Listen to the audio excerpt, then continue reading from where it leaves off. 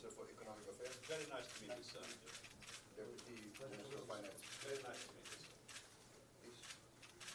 Please. Mr. Antonio Guterres, thank you very much for meeting with us today in the middle of your very busy schedule. I understand you flew 20 hours from Baku, so I really appreciate this meeting. We really appreciate, respect, and support your consistent stand to uphold international peace, international justice, international law. This is really uplifting for us that you are consistent in this, and for us, your stand on many of the issues of concern in this present situation, especially the issue of food security, poverty, the issue of human rights violations, violations of international law, especially in Palestine. And we reaffirm Indonesia's commitment to support all United Nations efforts, and we are willing to support. For instance, we are on record as saying that we will support peacekeeping forces in the event there's a possibility of ceasefire and the need for internationally mandated peacekeeping forces. We are ready to provide the forces. So I also thank you for your letter of the issues that you want to discuss. As you know, in the issue of global climate change, we are very committed. We are very ambitious.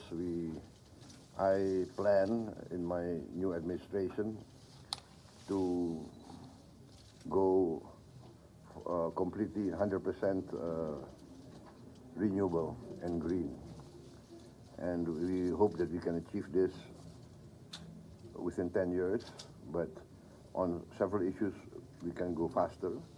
For instance, we have already developed the technology to make diesel oil from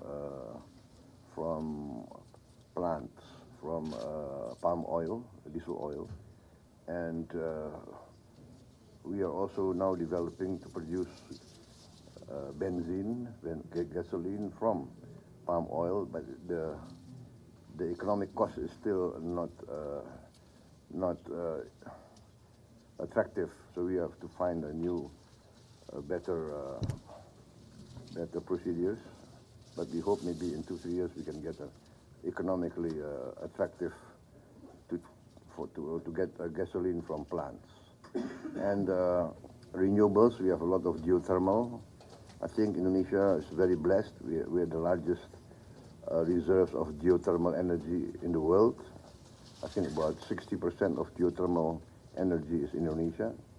We have also, of course, abundant solar energy. Solar energy, I think the photovoltaic panels and electricity from solar energy is very attractive because we are very dispersed. We have a lot of islands, 17,000 islands, but we are committed and we are very optimistic. We are very bullish on this transition to a green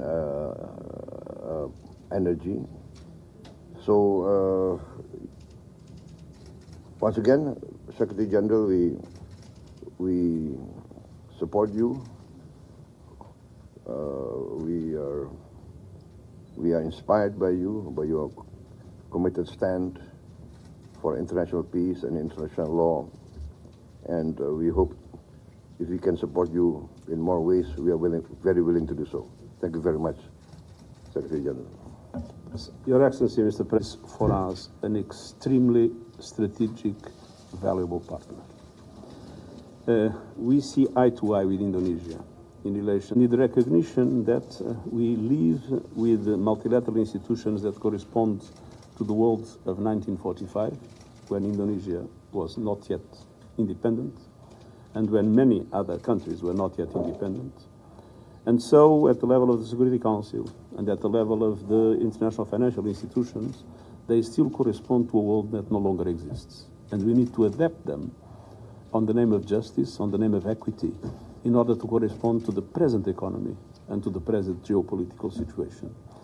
And that means that the role of countries like Indonesia, that is emerging as an extremely important international partner, is for us vital in our efforts to bring more justice, more equity, and more capacity of the international system to support developing countries that still are the victims of an unjust, unfair, and outdated system that has led many of them to be drowning in debt, many of them not to have the resources necessary to achieve the Sustainable Development Goals, many of them not having the resources to protect their own populations against the impacts of climate change. And so there is a reform of the Security Council and the reform of international financial institutions in which we see eye to eye with Indonesia, and Indonesia has played a very important role in the Summit of the Future, and we want to go on working closely with Indonesia in the preparation of future reforms. On the other hand, we have an excellent cooperation with Indonesia in relation to the ASEAN-UN cooperation, and we see eye to eye with Indonesia. We have had also a very strong cooperation in relation to the situation in the Middle East, where I believe both countries of the creation of a Palestinian state and the self-determination of the Palestinian people, putting an end to this war, obviously, also this an end to this war. And Indonesia has been a very valuable partner of the United States.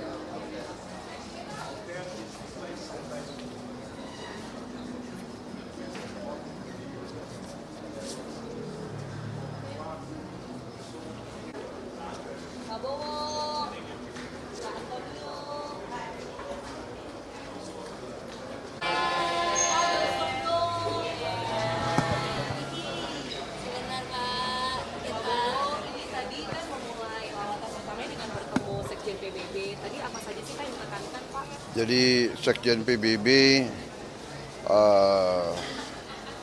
sangat menghargai sikap Indonesia dalam berbagai masalah, terutama masalah climate change.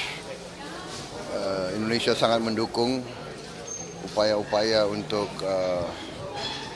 mengambil langkah-langkah ya, mengurangi emisi karbon, dan Indonesia memang kita berniat dan kita punya rencana dan kita punya kemampuan untuk benar-benar menuju energi terbarukan, renewable energy. Kita sangat punya potensi dan sangat mampu, renewable dan green. Jadi kita nanti dari sumber-sumber energi, geothermal, hidro, kemudian panas matahari, dan terutama dari tanaman, bioenergy, biofuel. Jadi kita sangat mendukung. Beliau berharap kita terus, Indonesia dipandang cukup penting sekarang, dan beliau berharap Indonesia terus mengambil sikap yang proaktif dan mendukung. Saya jawab bahwa kita akan mendukung sikap PBB, kita akan mendukung sikap beliau, Sekjen PBB. Beliau punya sikap yang penuh dengan prinsip. Juga masalah Palestina, beliau juga punya sikap yang tegas, penuh prinsip, mengutamakan hukum internasional. Tadi bicara soal Palestina juga ya Pak, kalau untuk upaya utama untuk mencapai target tersebut itu apa Pak ya nanti Indonesia melakukan langkah apa?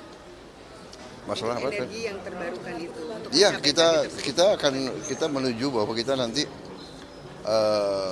berharap net zero emission. Kita menuju ke situ. Ya. Pak Prabowo, Ya. tadi kan disebut oleh Pak Sekjen Antonio bahwa Indonesia ini adalah strategic partner, Pak, gitu, dan diharapkan kehadiran Indonesia. Nah, apakah Bapak berencana nanti ke depannya juga bakal istilahnya selalu hadir gitu, Pak, ya, di UN General Assembly agar Indonesia lebih hadir gitu, Pak? Ya kita lihat kan perkembangan ya tentunya saya fokus sebetulnya ya bulan-bulan pertama, tahun-tahun pertama saya harus fokus untuk memperbaiki ekonomi dalam negeri, ya, domestik.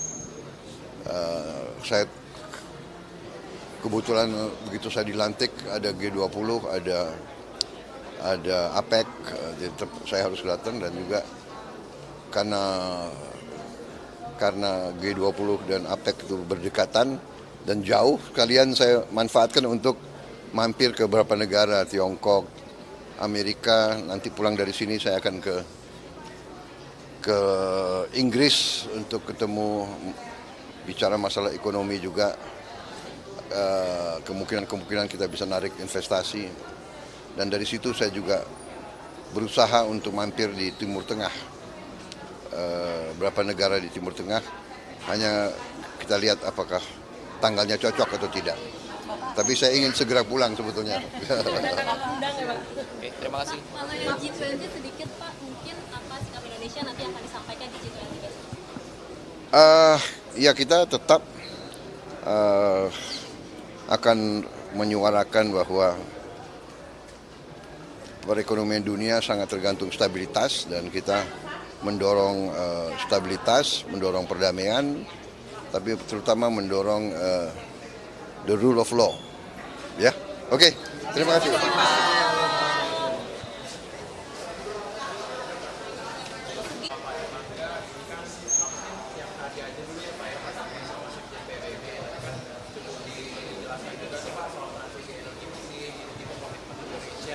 Kira-kira dari komitmen Indonesia sendiri tuh yang dijelaskan sama Pak Prabowo di domestik apa aja sih Pak yang sudah dijelaskan? Yang pertama tadi mengenai itu seluruhnya sudah dijelaskan oleh Pak Prabowo. Tetapi di dalam dokumentasi perundingan untuk leaders documentation, leaders deklarasi, itu yang terkait dengan Global Alliance for Poverty Eradication dan juga untuk eradication of hunger, itu juga sudah masuk di sana. Dan itu menjadi salah satu championnya dari Pak Prabowo, dan itu sejalan dengan kepemimpinan Brasil. Jadi ini menjadi salah satu dari keputusan yang akan dimasukkan. Kemudian juga disampaikan bahwa sektor pertanian itu sebetulnya cukup untuk bisa memerangi kelaparan di seluruh dunia. Oleh karena itu sektor pertanian menjadi kunci. Dan di dalam deklarasi itu diakui bahwa di seluruh dunia ada 733 juta orang yang masih malnourished. Sehingga ini perlu perhatian daripada global. Nah tentu dari sisi itu apa yang dilaksanakan oleh pemerintah Indonesia seluruhnya sudah sejalan.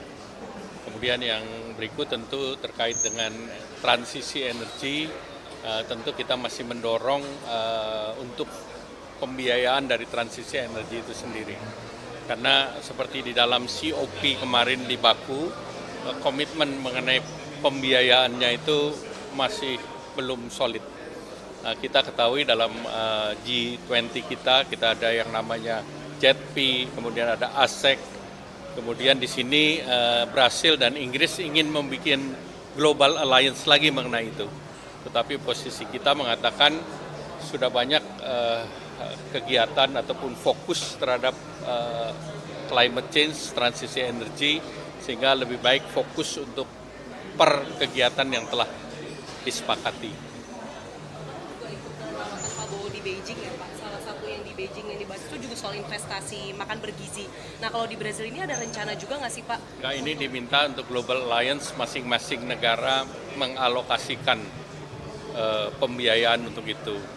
Tetapi juga tentu salah satu dari deklarasi juga akan mendorong untuk reform dari multilateral, World Bank dan yang lain, supaya lebih bermanfaat bagi negara berkembang. Kalau sekarang tentu negara G7 masih lebih menguasai dari World Bank. Itu tadi disampaikan oleh Sekretaris Jenderal dari PBB bahwa Indonesia harus sangat diperlukan untuk voicing out, karena Indonesia salah satu emerging ekonomi yang berhasil mengembangkan ekonomi dan tidak terlibat dengan hutang. Beberapa negara berkembang lain kan sekarang kena banyak hutang akibat dari pandemi COVID kemarin. Brasil ini tidak akan ada pertemuan yang bicara soal investasi makan bergizi gratis kayak. Nah, kalau itu kan pendanaan yang sifatnya ke arah multilateral. Jadi multilateral itu institusinya World Bank dan yang lain. Ya, terima kasih. Ada yang seperti disampaikan Presiden soal pembiayaan transisi energi. Boleh tahu Pak respon dari PBB seperti apa? Ya, tentu dia akan salah satu reform dari World Bank itu. Karena dari kita berasa bahwa transisi energi pembiayaannya masih lebih rumit. Jadi tidak mudah, angkanya besar, tetapi implementasinya sedikit. Nah, itu supaya itu bisa lebih didorong lagi. Ya. Apa? Ya, masing-masing pembiayaan punya kriteria tersendiri. Dan kriteria itu yang membuat implementasinya sulit. Indonesia sendiri melaksanakan apa yang pada waktu G20 Indonesia, yaitu melalui JETP dan ASEC. Nah, JETP kan beberapa negara termasuk Amerika Serikat, sedangkan ASEC murni dari Jepang. Jadi itu yang sedang kita list project di situ. Ya. Untuk declaration-nya leader siapa ya? Sejauh ini tuh mana sih Pak yang kira-kira sudah istilahnya konsensusnya lancar lah Pak gitu kira-kira? Ya, seperti dalam berbagai G20 yang menjadi kunci adalah geopolitik. Walaupun G20 adalah forum ekonomi, tetapi terkait dengan politik itu line by line-nya masih dalam pembahasan. Ya, terima kasih.